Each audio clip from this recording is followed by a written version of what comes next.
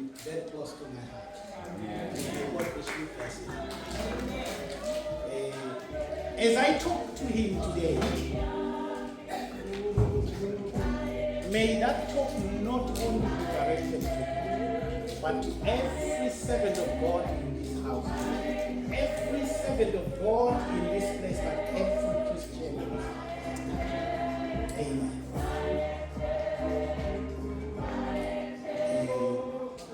Let's just read the word of God from the book of Timothy. 1 Timothy chapter 4, verse 12. 1 Timothy chapter 4, verse 12. Let no one look down on you because of your youth, but be an example and set a pattern for the believers in speech, in conduct, in love, in faith, and in moral purity. Amen.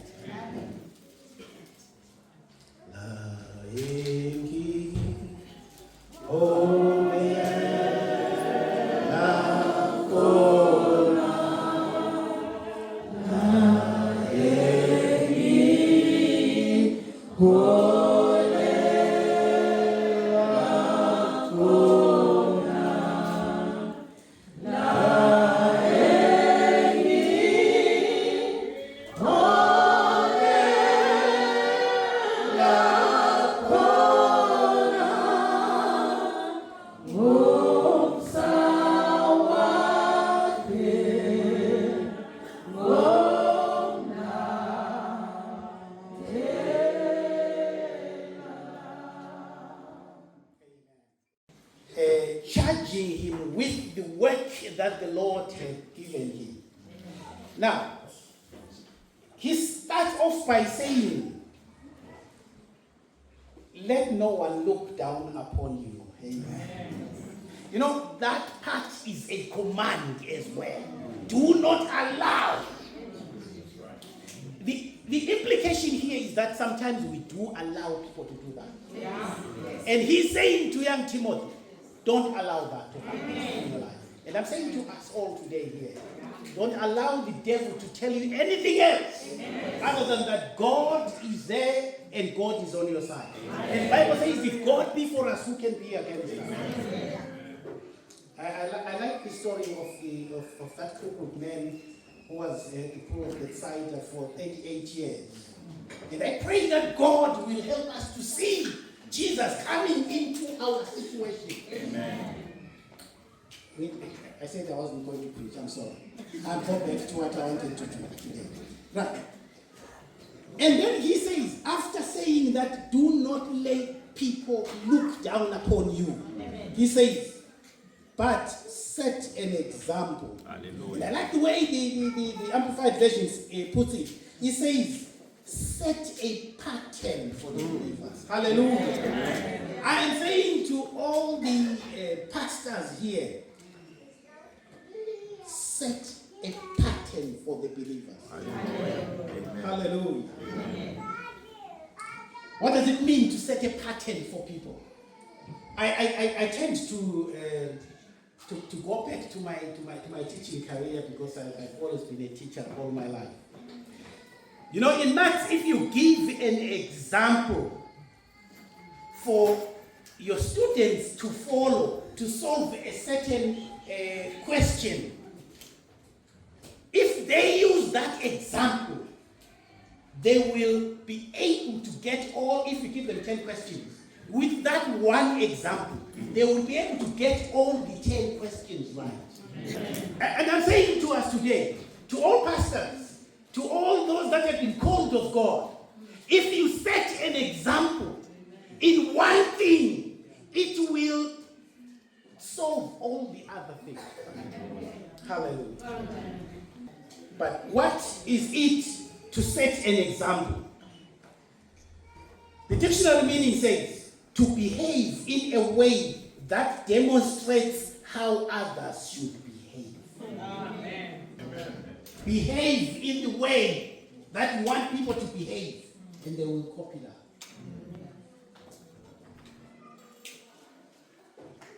It goes on to say you encourage or inspire people by your behavior to behave or act in a similar way. Hallelujah. That is what Paul is saying to Timothy here. I want you, in the way you behave yourself, in the way you do things, that you do them so well that people can do those things as well. Isn't it Paul who says, copy me for I copy Christ? Yeah. So it is important to do the right thing. And you do the right thing by copying Christ, so that people, as they copy you, they are not copying your style, they are copying Christ's style. You're tired of people who want people to follow them and to speak like them, to preach like them, to sing like them, to do things like them. Let's do things like Christ. Amen. Therefore, Timothy, don't just speak about things. Show or do them first, and the people will follow you. Let me just run down these things that Paul is saying to Timothy. First of all,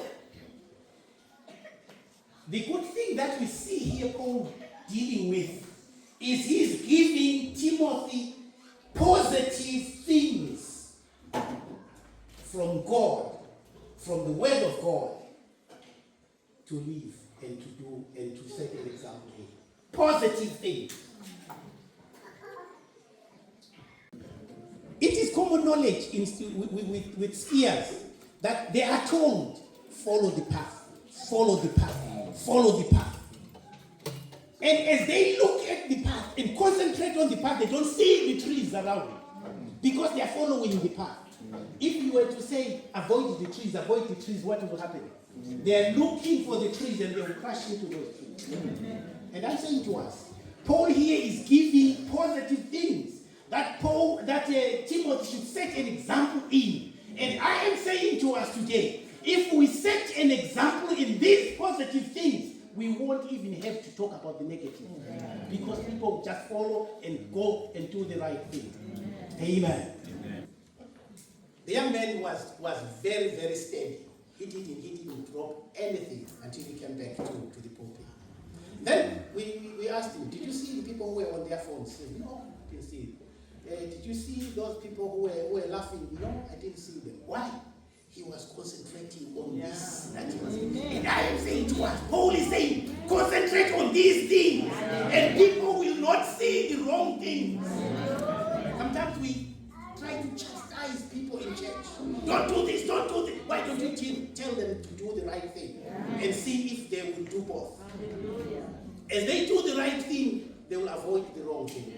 Paul is therefore giving the positive examples that he has to be, and he has to set a pattern in. Amen.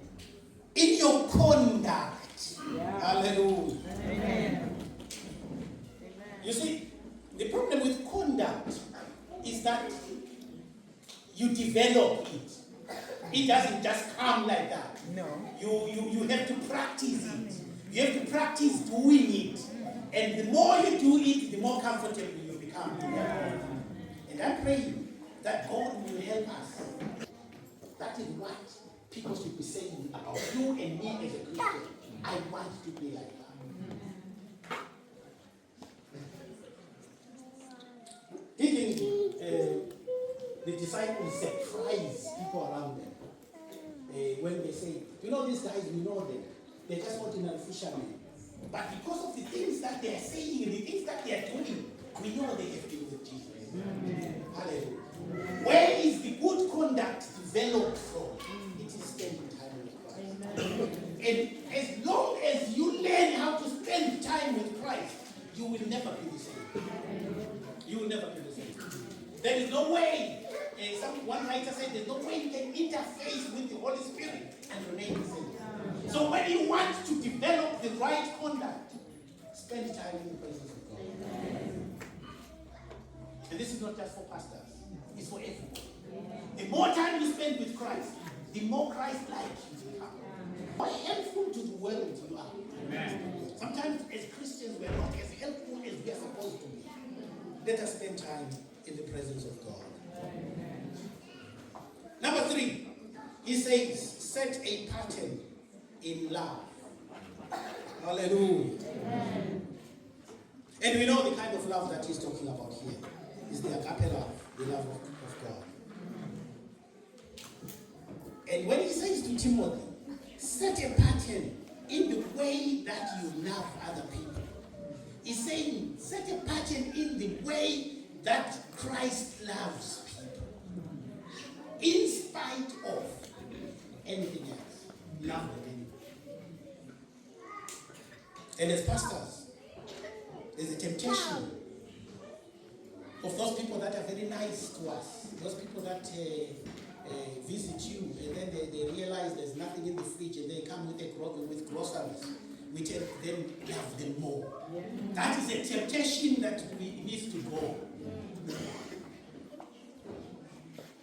You probably need to love those that don't come even more. Love like the Lord loves. Amen. The most difficult part is love even those that you know are planning for your downfall. Those that are actually going around and spreading wrong things, rumors about you, love them. Otherwise, if you don't, how are you going to preach to them? You see, if you thought that the things that Paul is saying to Timothy were very easy, they are not. Which is why, as we come to the end, we are going to see that we can only be able to set these examples if we live in the Holy Spirit. Because there is no power, there is no ability in ourselves to be able to do these things. It's a gift of the Holy Spirit in us, showing forth these things. And biblically, essentially living a life that aligns with God's standard. Hallelujah. And I like us to be able to look at some of these things that are named as having good moral purity. Things like kindness, things like fairness, things like honesty. That it is only when they lie and align with the standards of God. And I'm praying that God will help us to be able to say, Father, I don't want just to be kind, but I want to be kind like Christ. I want to be kind in Christ. Because that is a different kindness. It has no bearing on what is being done to you. It is just kindness. It has to align with the will of God, align with the standards of God. I know I've been talking to the leaders, and I'm talking to you as the church as well. Allow me to say this to you as church. You have a big responsibility. If your leaders are going to set an example, your responsibility is to follow that example. It is very discouraging. From January to December, you're trying your best. And people don't even change again. Your responsibility, according to the word of God, is that you have to follow the good example. Amen. And I'm asking you today and saying, may God help you to do the right thing and copy the right behavior. Amen. You've got to support this man and his family. And sometimes you may not even know what they need. But then we have the Holy Spirit, praise be to God. It only takes you to move close to them and just talk to them, just greet them, and the Holy Spirit will drop something in your spirit. And as you pray for him, you find when he comes here to stand and preach, as soon as he opens his mouth to preach, you feel the move of the Holy Spirit in your life. And this is because you are supporting him in prayer. Encourage him and his family. I'm talking to you, the church now. This is one of the loneliest jobs that you can ever have. You are there to encourage people, you are there to help people, you are there to pray for them when they are going through hard times. But who prays for you? And I am encouraging you as a church to encourage them and to pray for them and to support them. You know that there are times when preachers preach powerful sermons. People are helped. They move from one point to the other, from glory to glory. They feel it happening in their lives, but they never mention anything to the pastor. And he keeps on scratching his head and saying, am I reaching these people? Not knowing that some of you have listened to the word and got a promotion at work. Some of you have listened to the word and you've been delivered from your situation. Yeah. Just say thank you for allowing God to use you. The word that you preached last week, it changed my life. My family has come to God. My workplace is different. That encourages him to say, God, you are indeed speaking to me. Help me to go on. Encourage them. I ask the pastors and all the men and women of God to love you regardless of what you do. To love you anyway. You love them as well.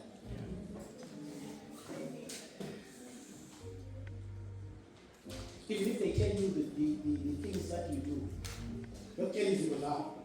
Love them anyway. Because you never know when the Holy Spirit is speaking to you. One man of God kept on whipping his donkey, not knowing that God was protecting him. And the donkey couldn't go because it could see the things that he couldn't see. So sometimes it may be very, very, very painful to listen to a message. And then God is saying, I have been talking to you so many times. You are now in this situation because you're not listening. Take it, love it, and love that message that you will appreciate. Concentrate on the good qualities that He's showing you, even as He concentrates on your good qualities.